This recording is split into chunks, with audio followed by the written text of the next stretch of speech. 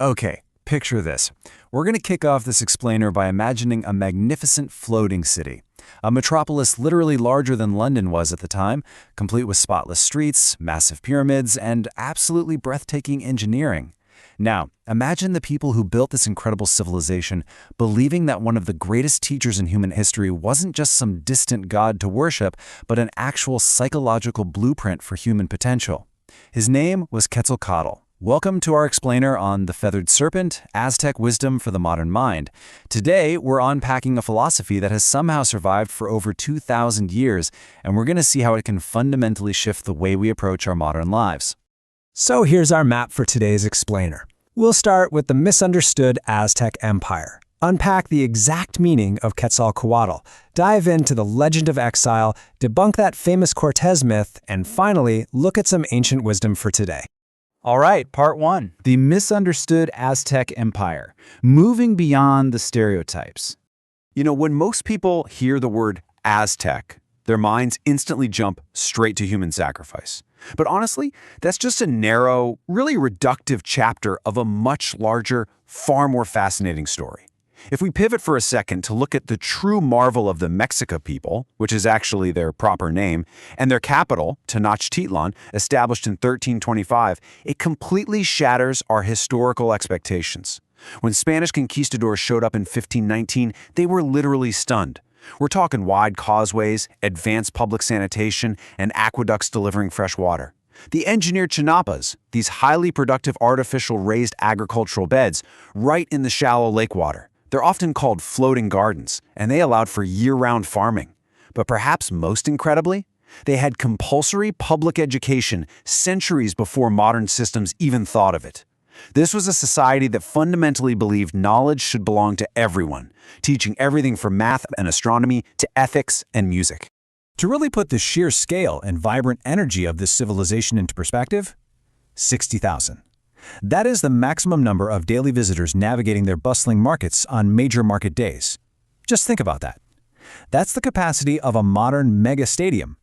Tens of thousands of people, trading, interacting, and thriving in a city floating on a lake.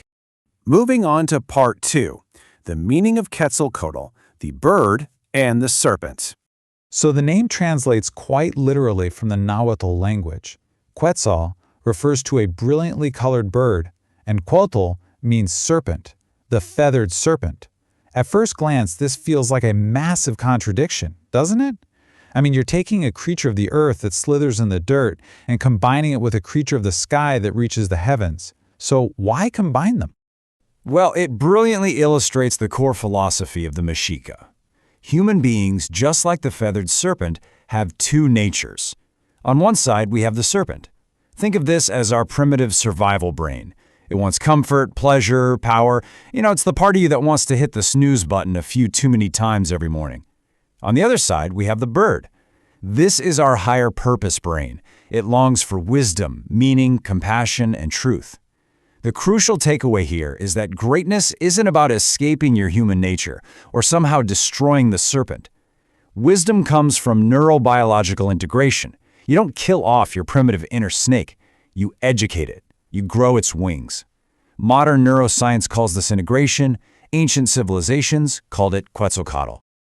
Which brings us to part three, the legend of exile, the cycle of death and renewal. Now, the imagery of Quetzalcoatl existed way before the Aztecs. It started all the way back with the Olmec, flourished at Teotihuacan, became Kukulkan among the Maya, and was finally embraced by the Aztecs.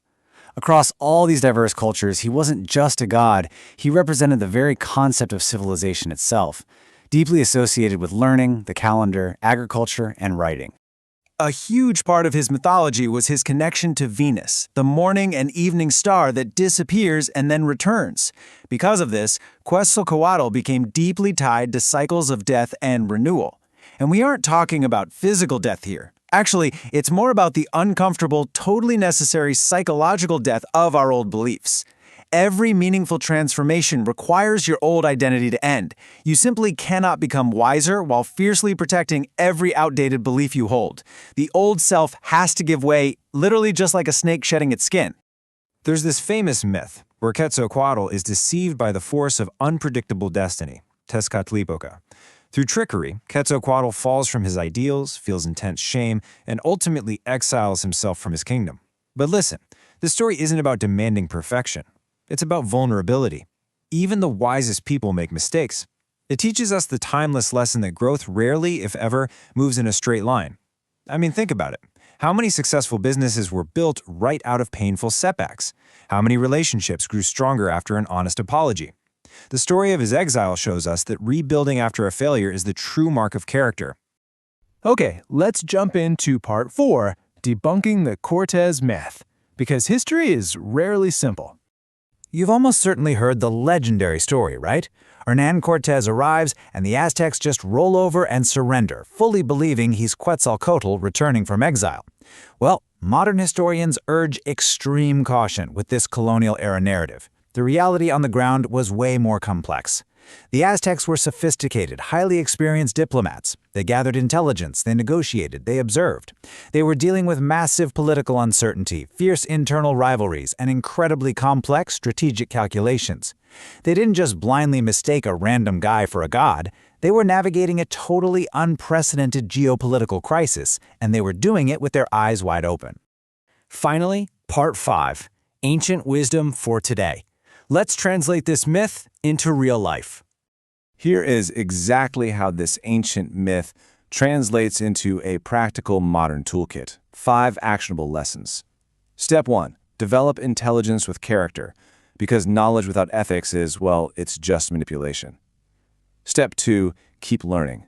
Your greatest investment isn't the newest smartphone, it's upgrading your own mind.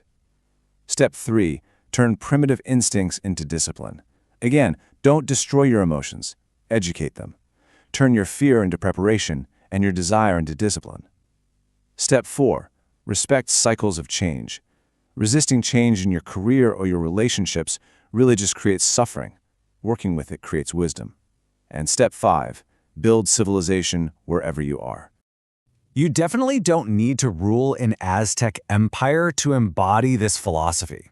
Whether it's in your family, your workplace, or your friendships, every single conversation is an opportunity to create order instead of chaos. Your ultimate goal should simply be to become someone who leaves people a little wiser than when you found them.